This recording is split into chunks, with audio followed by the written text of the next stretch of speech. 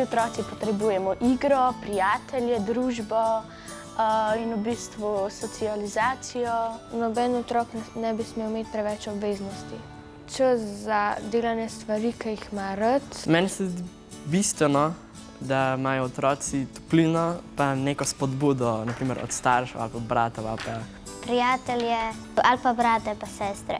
igranje, delanje neumnosti. Se uči, da tudi je zaposlen, recimo, da kje trenira, ali pa gre ven pa se s prijatelji igra. Moji stari starši so imeli bolj stroge starše, kot jih imam jaz.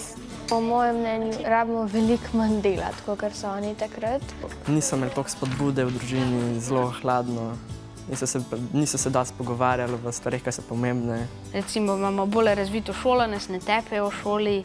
Manj so strožji učitelji. Mi imamo tudi večje razkošje, tako pač. Smo na igricah, včasih so si sami izdelali igrače. Ampak tudi jaz nimam svojega pametnega telefona, tako da v tem se niti toliko ne razlikuje.